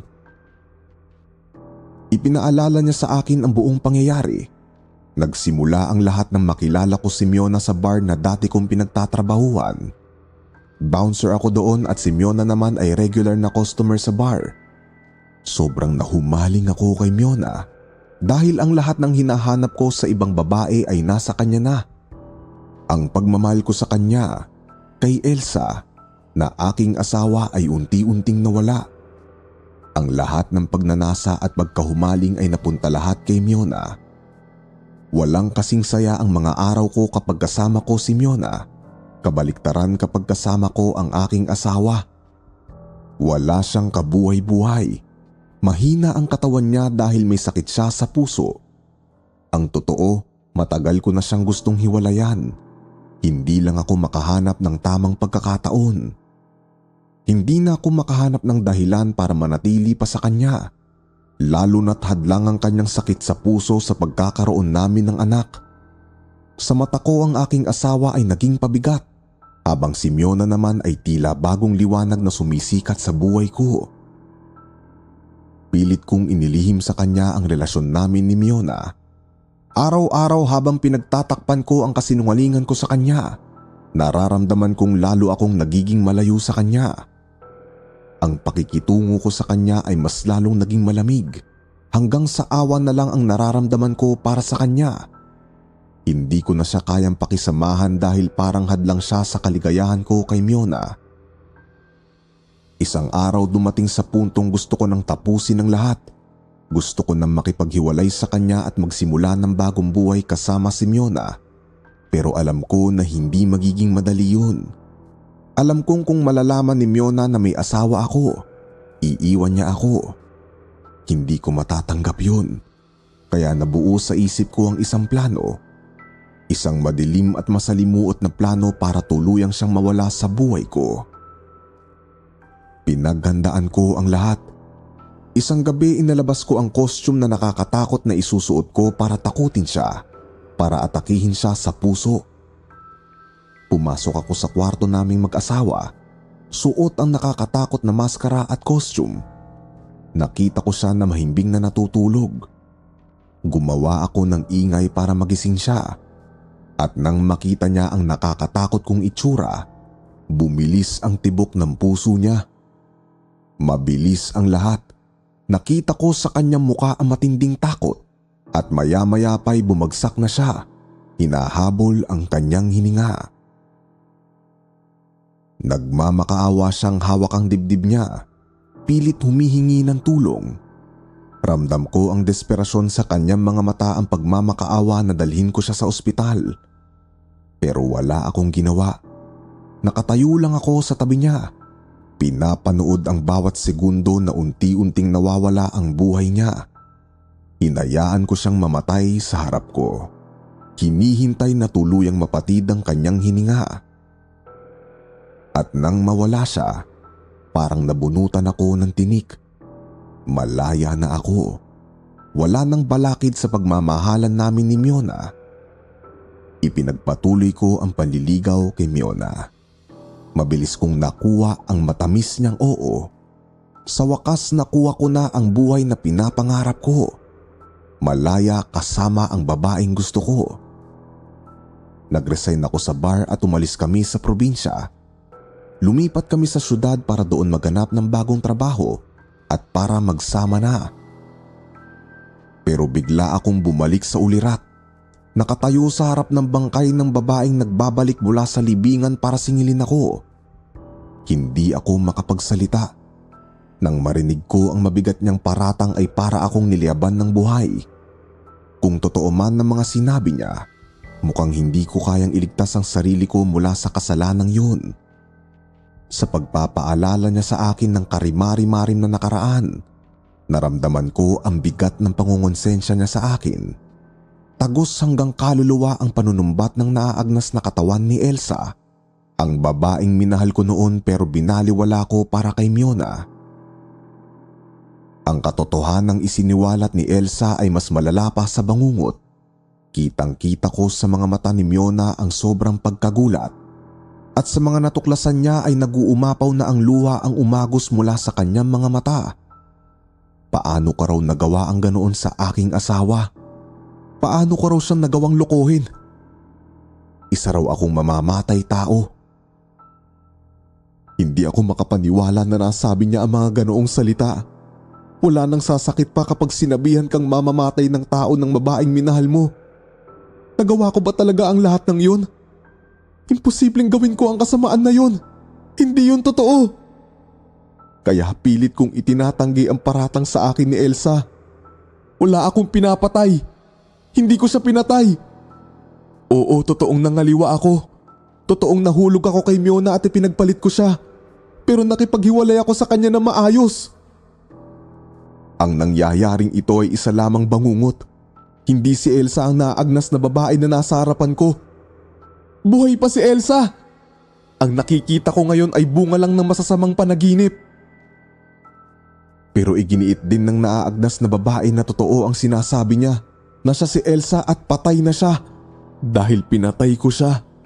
Sinabi niya na kaya hindi ko matandaan ng kahayupang ginawa ko ay dahil na aksidente ako nung araw na makikipagkita sana ako kay Miona para makipag-date. Nasagasaan ako ng rumaragasang truck at napuruan ng ulo ko. Mabuti na lang at may sapusa ako at imalang nakaligtas sa aksidenteng yun. Ang nawalang alaala sa utak ko ay krimeng ginawa ko sa kanya. Sa sinabi niya bigla kong naalala na naaksidente nga ako noon. At dahil din sa aksidenteng yon kung bakit agad akong sinagot ni Miona. Bigla ko ring naalala na may nag-text noon sa akin na isa sa malalapit naming kaibigan na inatake sa puso si Elsa. Ngunit dahil nga ako ang may kagagawan kung bakit siya inatake, ay hindi ko na nireplyan ang text na yon. Napapailing na lang si Miona sa mga revelasyong nalaman niya. Dahil sa mga naalala ko ay kumbinsido na ako na ang naaagnas na babae at ang babaeng may mahabang buhok na nananakot sa amin ay iisa. At ito ay walang iba kundi ang asawa kong si Elsa. Kaya pala pamilyar sa akin ang suot niyang kulay pulang sapatos. Ang sapatos na yon ay iniregalo ko sa kanya nung first anniversary namin. Ang akala ko ay nabunyag na ang buong katotohanan. Ngunit hindi pa pala doon natatapos ang lahat dahil mayroon pa pala akong dapat na malaman. Ibinunyag pa niya sa akin na hindi lang daw siya ang pinatay ko. Idinamay ko rin ang anak namin na nasa sinapupunan niya noon. Nagdadalang tao siya nung araw na pinatay ko siya. Pinatay ko rin ang sarili kong anak. Napaluhod ako sa narinig ko. Yun na yata ang pinakamasakit na katotohanang nalaman ko. Hindi ako makapaniwalang napatay ko pati ang sarili kong anak. Ang akala ko ay hindi na kami magkakaanak pa ni Elsa. Ngunit sinabi niya sa akin na sinadya niyang ilihim ang pagbubuntis niya noon. Dahil isusurpresa niya sana dapat ako nung gabing tinakot ko siya. At sa panibagong katotohanan na sumambulat sa mukha ko, ay mas lalong umigting ang puot sa akin ni Miona. Kitang-kita ko ang pangungutya sa mga mata niya. Halos isumpa niya ako. Sinabi niya sa akin ng harap-harapan na makasarili ako. Wala akong kwentang tao. Isa akong kriminal, manloloko, sinungaling. Halos lahat na yata ng masasakit na salita ay binato niya na sa akin. At ang pinakamasakit sa lahat ng sinabi niya ay hinding-hindi niya raw ako mapapatawad. Sa mga sandaling yun ay hindi ko na nakontrol ang sarili ko. Humagulgol na ako habang tumatawa. Sa puntong yun ay mukhang natuluyan na talaga ako na mawala sa katinuan.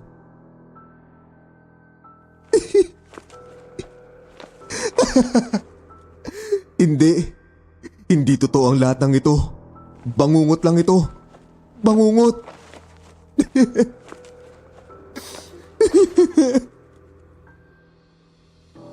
Sumigaw ako ng sumigaw.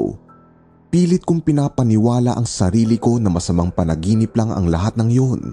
At kung totoo man, wala na ring magagawa pa si Elsa dahil patay na siya. Hindi na siya makakabalik sa mundong ito. Inuuod na ang katawan niya sa ilalim ng lupa. Paulit-ulit ko yung sinasabi habang umiiyak at humahalakhak. Ngunit bigla na naman nagsalita si Elsa. Hindi na raw ako binabangungot. Totoo na ang lahat ng yun. Ang mga bangungot na naranasan ko ay mga babala lang sa nalalapit kong pagbabayad sa mga kasalanan ko. Sisingilin na raw niya ako. Wala raw akong awa.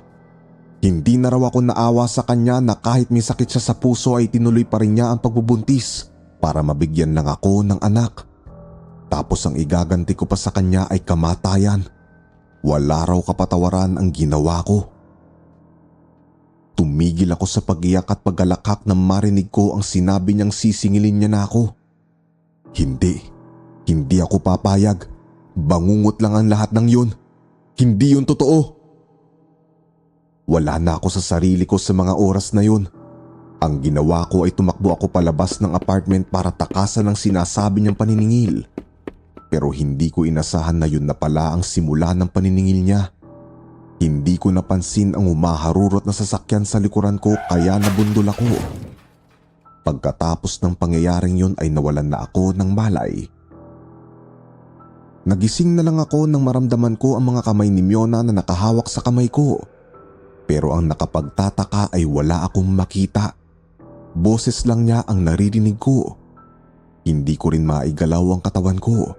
At doon sinabi sa akin ni Miona na dahil sa aksidente ay hindi na ako makakakita pang muli. Hindi lang yun ang masamang balita dahil hindi na rin ako makakalakad. Isa na akong baldado. Napakasaklap. Sa ikalawang pagkakataon ay himala na naman akong nakaligtas sa aksidente. Ngunit yun na rin siguro ang sinasabi ni Elsa na paniningil na mas mararamdaman ko ang paghihirap ng buhay ako kaysa sa tuluyang mamatay. Mula noon ay hindi na nagpakita pa sa amin na multo ni Elsa. Hindi na rin ako binabangungot dahil nakamtan niya na ang hustisya na matagal niya nang gustong makuha. Pagkalabas ko sa ospital ay sumuko ako sa mga pulis. Inamin ko ang krimeng ginawa ko para tuluyang itong pagbayaran. Pero kahit nakakulong na ako, minsan naririnig ko pa rin sa isip ko ang nakakapangilabot na bulong ni Elsa.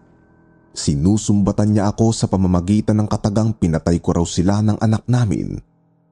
Napapaluhan na lang ako kapag naririnig ko yun. Tama na, pinagsisisihan ko na ang lahat. Nang dumalaw sa akin si Miona sa kulungan, nagpaalam na rin siya sa akin. Nakapagdesisyon na siya. Pinatawad na raw niya ako pero tinatapos niya na ang relasyon namin. Mahirap daw kasing kalimutan ng mga nangyari, lalo na ang pagsisinungaling na ginawa ko sa kanya. Pero sana raw ay mahanap ko na rin ang kapayapaan sa puso ko. Huwag daw akong mag-alala dahil dadalawin pa rin naman niya ako sa kulungan. Hindi ko siya masisisi. Nagsinungaling ako sa kanya, itinago ko sa kanya ang isang napakabigat na kasalanan na habang buhay kong dadalhin. Wala nang natira sa akin. Mag-isa na lang ako ngayon. Ito na ang karma ko. Hanggang dito na lang ang aking kwento at sana ay minatutunan ng mga tagapakinig sa aking karanasan. Magsilbi sanang aral ito sa lahat na kahit kailan ay hindi nyo matatakasan ang katotohanan.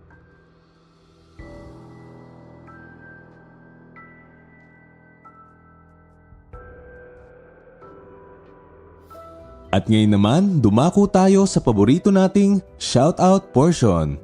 This is a shoutout to Eden Lavisto, Raquel Samalca, Hope Rosales, Yen Aranas, Annalyn Tumapang, Mark A. Duran, Lucring si Lucy, Lindsay Bentillo, Maria Rica Q, Manuzon and Princess Rojas. Magbasa naman tayo ng pinakamagandang comment. Galing kay Eldefer. Sabi ni Eldefer, ganda ng kwento, ganda ng pagka-narrate ni Sir Lancelot, hindi nakakaantok. More power po KTSB at SP. Sa mga hindi nabanggit, sa susunod na lang po. Huwag niyo pong kalimutan mag-reply sa ating shoutout box na nasa comment section para ma-shoutout ang pangalan niyo.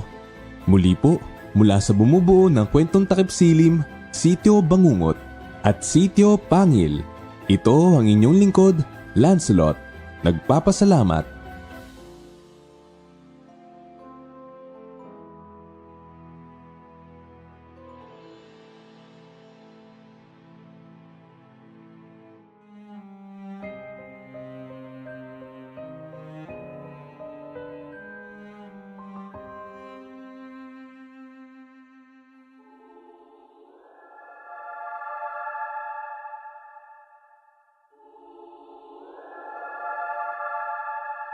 Sipol.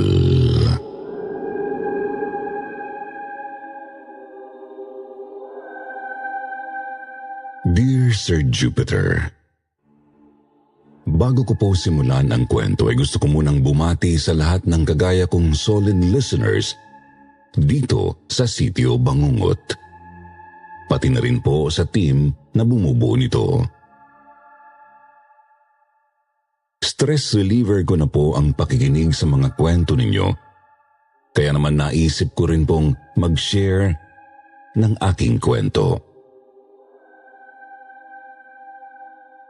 Ako nga po pala si Lalaine. 29 years old na po ako at nagtatrabaho bilang isang online seller dito sa Rizal. Ang kwento pong ibabahagi ko sa inyo ay nangyari nang umuwi ako sa probinsya ng nanay ko sa Albay nang mabalitaan naming pumanaw na raw ang kanyang panganay na kapatid na si Tito Edgar.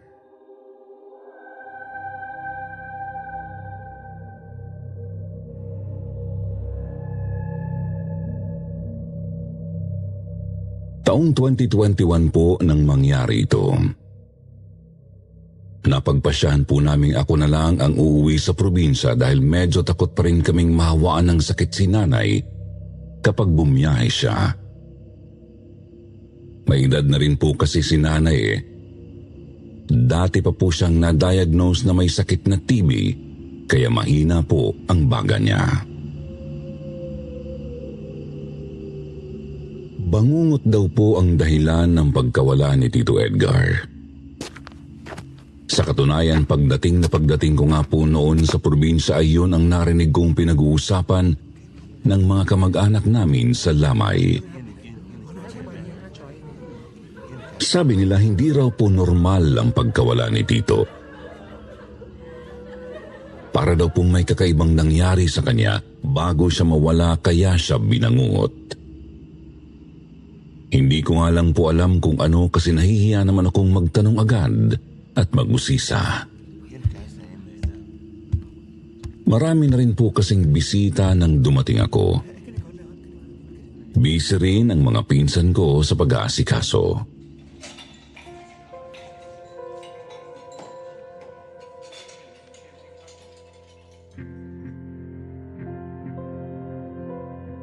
Sa bahay din po ni Tito Edgar ako tumuloy. Isang linggo lang naman po ako doon hanggang sa ilibing lang ang tito. Yung bahay po nila ay medyo luma na pero ayos pa naman. Gawa naman po yun sa bato pero yung style po ng loob ng bahay ay halatang makaluma na.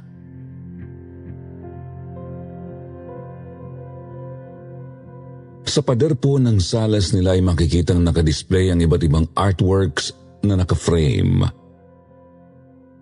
Mga gawa po yun ni Tito Edgar. Frustrated artist po kasi siya. Mahilig po siyang mag-drawing simula pa raw po noong binata siya. Kaya lang, at hindi niya na po yun ganong pinagtuunan ng pansin dahil hindi naman daw po niya yun pagkakakitaan. Mabait at masipag na tatay po si Tito Edgar. Isa po siyang kilalang technician sa lugar nila o yung gumagawa ng mga sirang appliances. Natatandaan ko nga po na kapag dumadalaw kami ni nanay noon sa kanila ay madalas ko siyang panoorin habang nagkukumpuni ng sirang mga gamit sa terrace na nasa likod ng kanilang bahay. Kaya naisipan kong doon muna tumambay saglit para balikan ang mga alaala ko kay Tito Edgar. Maliwanag naman sa lugar na yon kahit gabi dahil na rin sa dami ng ilaw.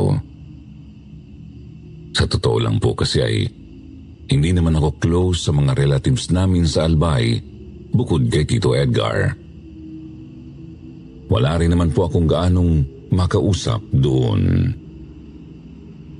Kaya lang po, pagpunta ko sa may terrace na abutan ko pong umiindap-indap ng sabay-sabay yung 3 ilaw doon. Pagkatapos bigla pang humangin ng medyo malakas, kaya napayakap ako sa sarili ko.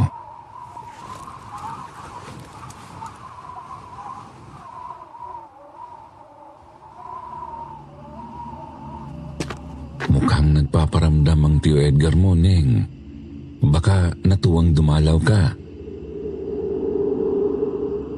Biglang sabi ni Tita Carlota sa likod ko noon. Nagulat pa nga ako eh. Siya ang asawa ni Tito Edgar. Galing daw siya sa kusina, tapos nakita niya ako doon sa may terrace kaya pinuntahan niya ako. Lalo lang akong natakot sa sinabi niya kaya bumalik na ako doon sa may labas kung saan nakaburol talaga si Tito Edgar. Masikip kasi ang loob ng bahay nila para sa maraming bisita, kaya nagtayo na lang sila ng parang malaking tent sa labas na hiniram nila mula sa barangay kasama ng mga monoblocks chair para doon pumwesto ang mga makikipaglamay.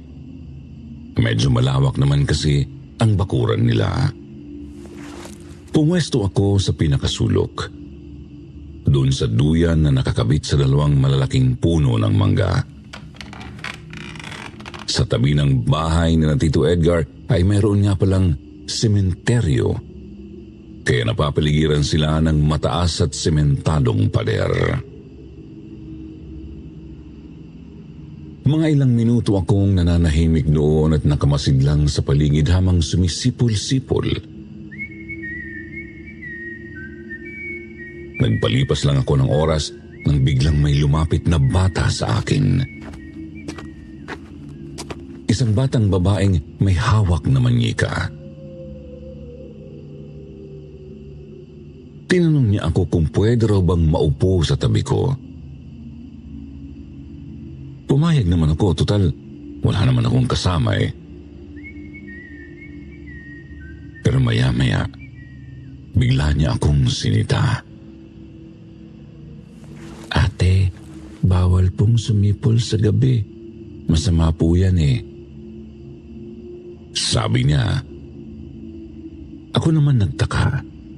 Hindi ako pamilyar sa pamahiing yun eh, kaya tinanong ko kung bakit. Sabi po kasi ng matatanda, parang nagtatawag daw po kayo ng masasamang espiritu, engkanto, o kaya po demonyo. Napatango na lang ako. Tinanong ko kung taga saan siya at sino ang kasama niya. Sabi naman ng bata, taga dyan lang daw siya sa malapit. Nakikisilip lang daw siya dito kasi may tumawag daw sa kanila. Baka kako anak ng kapitbahay yung bata. Nakakatuwa naman dahil napakabibo. Ilang saglit pa, napalingon ako ulit doon sa may unahan. Nakita ko si Tita Carlota na umiiyak habang nakatingin sa kabaong ni Tito Edgar. Naawa naman ako kaya nagpaalam ako doon sa bata na pupuntahan ko lang ang tita ko. Paglapit ko kay Tita Carlota, hinagod ko agad ang likod niya. Sumandal naman agad siya sa balikat ko habang patuloy pa rin sa pag-iyak. Tapos hinayaan ko lang siyang magkwento.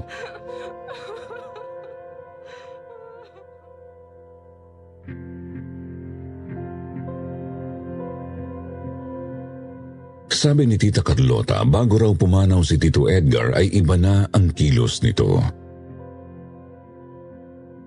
Palagi raw itong nagkukulong sa kwarto at isinasara ang lahat ng mga bintana na parang may pinagtataguan.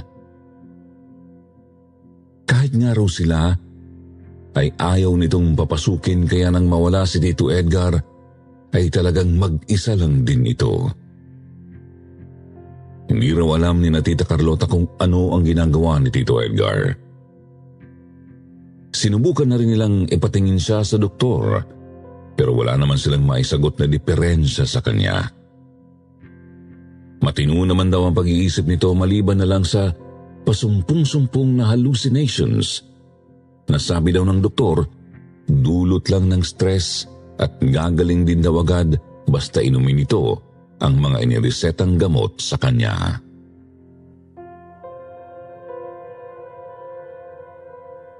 Kaya lang talagang wala pa rin daw yung naging magandang epekto. Parang lalo nga raw lumala ang lagay ni Tito Edgar. Nang umagang matagpuan nilang wala ng buhay si Tito Edgar ay doon lang din nila nalamang itinapon pala nito yung mga gamot niya sa basurahan. Talagang iyak ng iyak si Tita Carlota, kaya kahit hindi pa siya tapos magkwento, ay hindi niya na nagawa pa yung ituloy.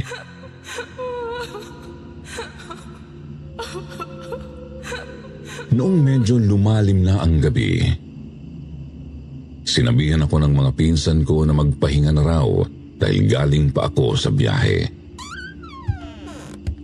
Unang araw pa lang naman ang lamay kaya pumayag na ako, total ay nakakaramdam na talaga ako ng pagod. Sa kwarto ni na Tito Edgar at Tita Carlota nila ako pinatuloy. Opo, doon mismo sa kwarto kung saan binangungot si Tito Edgar.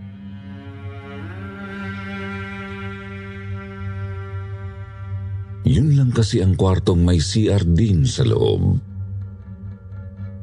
Kaya para daw hindi ko na kailangang lumabas ay doon na lang nila ako pinatuloy.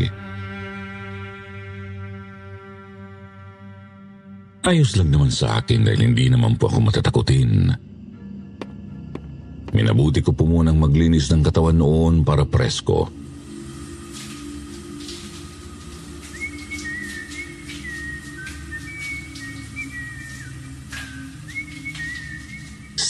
Sipol-sipol pa ako habang nagsasabon nang bigla kong maalala yung sinabi sa akin ng bata kanina.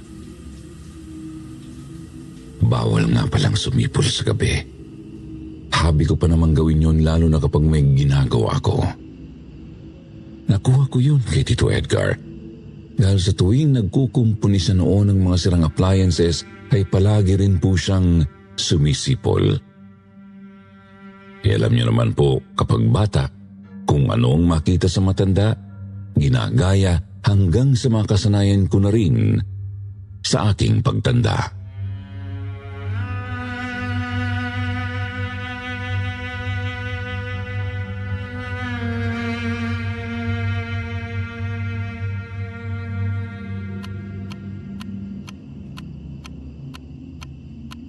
Mga 10:00 pa lang ng gabi ay nakatulog na ako. Hindi ko pinatay ang ilaw dahil yun din ang bilin sa akin ni Tita Carlota.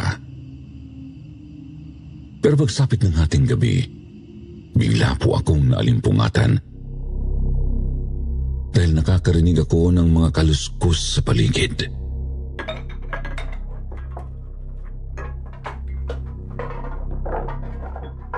Pagmulat ko ay wala ako halos makita dahil napakadilim. Nagtaka pa nga po ako kung sino ang nagpatay ng ilaw dahil bukas naman yun nang matulog ako. Naisip ko na lang po na baka si na Tita Carlota o ang mga pinsan ko ang nagpatay ng ilaw. Tahimik din sa labas, parang wala nang ganoong tao. Kinapa ko yung cellphone ko na nilagay ko kanina sa ilalim ng unan. Pagkatapos ay binuksan ko yon para sa natingnan kung anong oras na.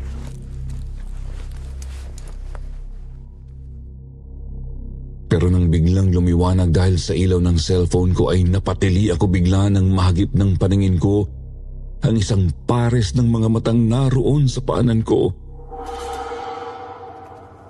Talagang napakalakas po ng kabog ng dibdib ko ng mga time na yon, Sir Jupiter.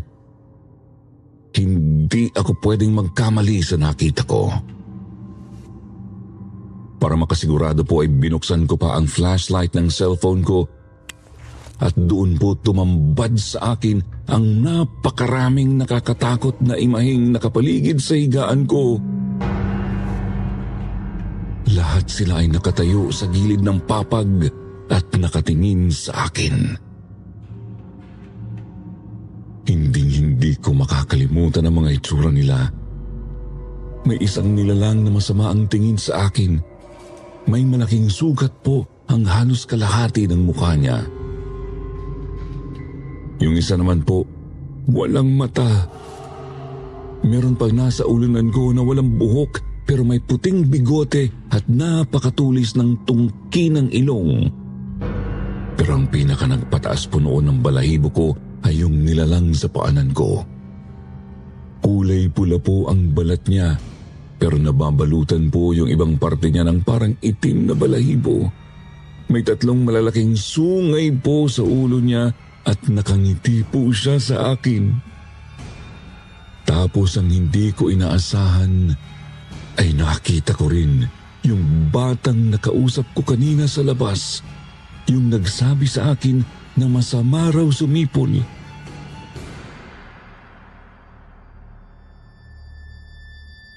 Bigla pa nga siyang lumapit sa akin tapos kinausap niya ako. Sabi ko sa iyo, ate, huwag kang sumipol. Masamang sumipol kapag gabi. Malas yan. Natatawag niyo kami. Ganyan na ganyan ang nangyari kay Mang Edgar.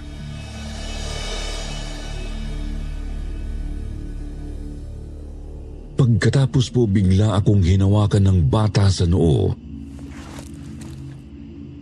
Sa isang igla paro akong nanonood ng pelikula sa TV dahil bigla na lang pong may mga imaheng nag-flash sa utak ko.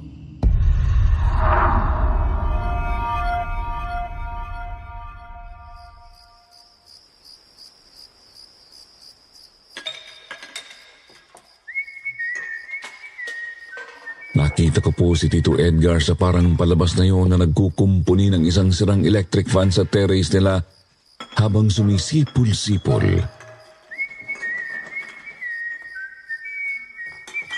Tapos bigla po siyang napatingin doon sa may malaking puno sa likod bahay nila. Doon po biglang sumilip yung pulang nilalang na may 3 sungay. Nakangiti rin po siya kay Tito Edgar. Nanlaki po ang mata ni Tito Edgar, lalo na po nung biglang lumitaw yung batang babaeng may hawak na manyika sa harap niya.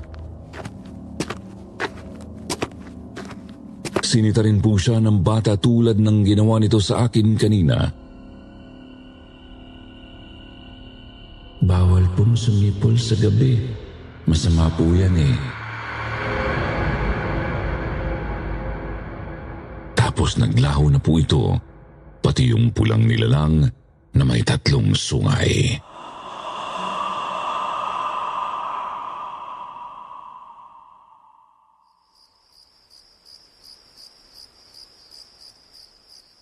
Bigla pong kumuha ng lapis at papel si Tito Edgar.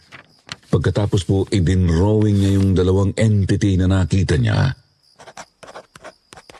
Pagkatapos niya pong gawin yun, ay siya namang pagdating ng customer na nagpagawa sa kanya ng electric fan. Bigla po nitong nakita yung drawing niya tapos nagandahan. Binili po ng lalaki ang drawing ni Tito Edgar na parang ikinatuwa naman ito ng husto. Frustrated artist po si Tito Edgar. Kaya tuwang-tuwa siguro siyang nakatanggap siya ng papuri para sa talent niya.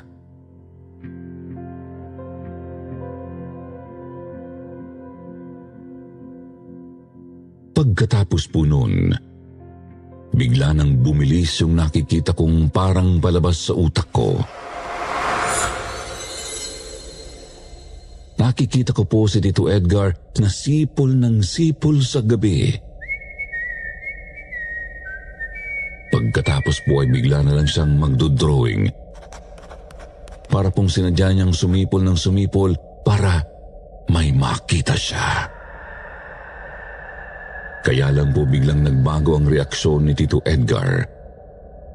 Bigla po siyang naging parang paranoid. Dilat na dilat po ang mga mata niya tapos nakita kong nagkukulong na siya sa kwarto. Habang nasa kwarto po siya, wala na siyang ginawa kundi ang mag-drawing. Nakita ko po sa likod ng isip ko na parang nakakalat na yung mga papel sa sahig. Hanggang sa dumating na po sa point na hindi na kinaya ni Tito Edgar dahil sa kalagitnaan po ng pagtulog niya, ay bigla po siyang dinaganan noong nilalang na kulay pula.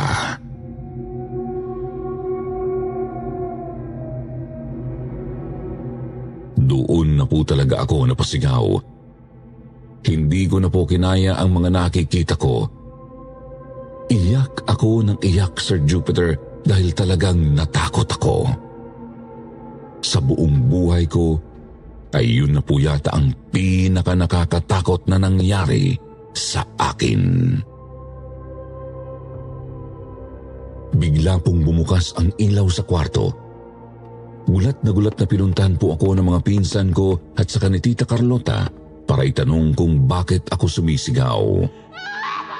Napayakap na lang ako sa kanila habang umiiyak. Hindi na po ako makahinga noon sa sobrang pagkahabag. Inalo naman po ako ni Tita Carlota hanggang sa kumalma ako. Doon, saka ko palang naikwento sa kanila yung nakita ko.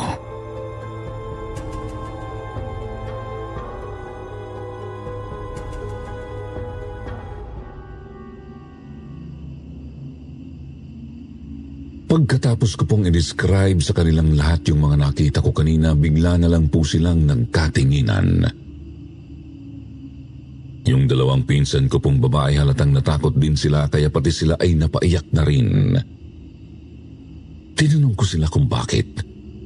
Ano ba kako ang nangyayari at parang may alam silang hindi ko maintindihan. Bigla pong may sinilip si Tita Carlota doon sa ilalim ng papag na hinihigaan ko. Kinuha niya mula doon ang isa pong malaki at parang lumang-luma ng box na kulay brown. Binuksan niya po yun sa harap ko at nanlaki po ang mga mata ko nang makita kong puro drawing ni Tito Edgar ang nakalagay doon. Yun pong mga drawing o sketches kamukha po yun ng mga nilalang na nakita ko kanina. Pagkatapos po sa likod ng mga drawing ngayon, parang may nakalagay na note na magulo ang pagkakasulat. Ayoko na at hindi ko na kaya. Yun po ang isa sa consistent line na nakasulat sa likod ng mga drawing ni Tito Edgar.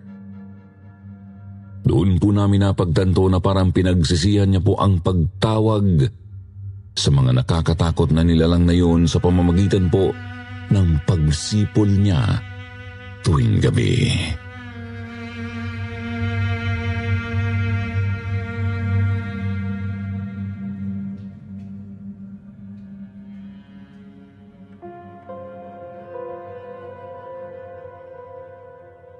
Hindi ko po alam kung maniniwala ba ako o hindi sa sarili kong karanasan noon, Sir Jupiter.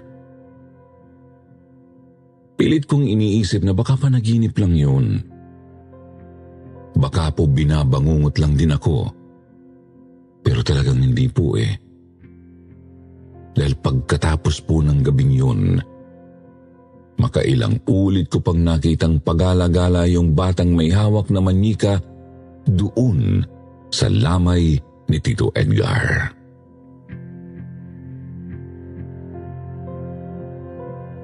Sabi po sa akin ng matatandang relatives namin huwag ko na lang daw pansinin.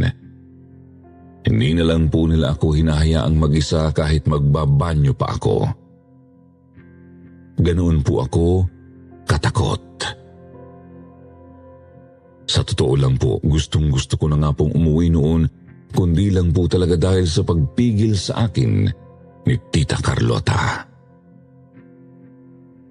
Natatakot na po kasi talaga ako para sa sarili ko noon. Pakiramdam ko po kasi parang ako na ang susunod kay Tito Edgar dahil ako ang nagmana sa hilig niya sa pagsipol tuwing gabi. Pakiramdam ko rin ho, malaki ang kinalaman ng sementeryong katabi nila sa nangyari kay Tito Edgar. Pakiramdam ko po ay doon nanggaling yung mga entity na natawag niya dahil sa kasisipol niya. Basta malakas po ang kutob ko. Luma na rin po kasi ang sementeryong yun. Bata pa raw po sila nanay, nandoon na yun. Kaya marami rin sigurong sinaunang ligaw na kaluluwa doon. Parang pinamugaran na po talaga yun ng kung ano-anong nilalang dahil na rin sa paglipas ng panahon.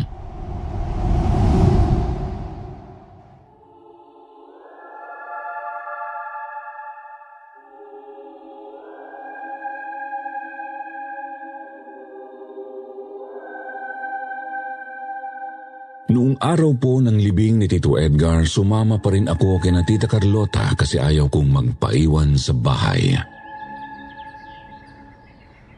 Doon lang din po siya sa sementeryo sa malapit inilibing. Doon po, Sir Jupiter, nakita ko ulit yung batang may dalang manyika. Kinakawayan niya po ako at itinuturo ang isang nitso. Hindi ko po sana yun papansinin dahil nagsisimula na naman akong kilabutan. Kaya lang po sa isang iglap ay nasa tabi ko na yung bata.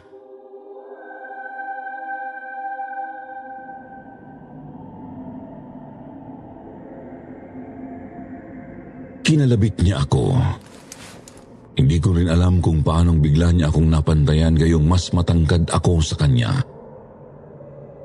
Basta ang alam ko, bumulong siya sa tenga ko. Ang sabi niya sa akin, hindi raw po niya pangalan ang nandoon sa lapida na yun. Hindi rin daw po kasi kanya yun. Pero doon daw po siya ipinasok ng taong nanakit sa kanya. Pagkatapos daw po siya nitong pagsamantalahan. Pinilit ko na lang pong huwag maiyak at matakot, Sir Jupiter, para hindi na mag-alala pa sina Tita Carlota. Tiniis ko na lang po ang takot ko, total ay last day ko naman po doon at kinabukasan na ang balik ko sa Rizal.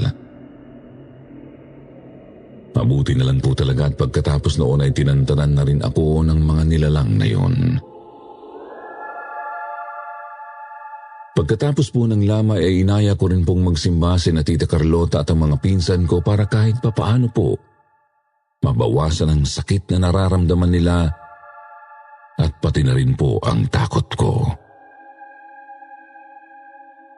Pero yun po talaga, Sir Jupiter, ang isa sa pinaka-hindi ko malilimutang karanasan sa buong buhay ko. Simula nga po noon ay naging madasalin ako dahil sa takot na baka balikan ako ng mga nakakatakot na nilalang.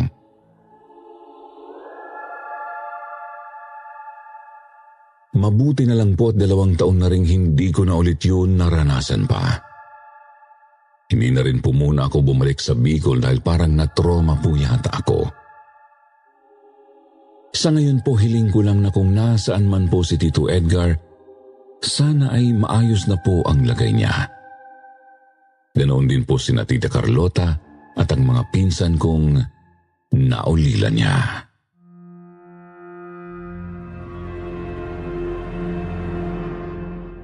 Pero bago ko po tapusin ito, Gusto ko po sanang magtanong sa mga kasityo bangungot natin dyan. Naniniwala po ba kayo sa pamahiing bawal daw pong sumipol sa gabi?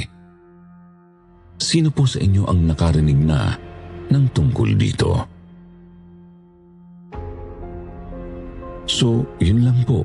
Maraming salamat po sa pakikinig dito sa aking karanasan.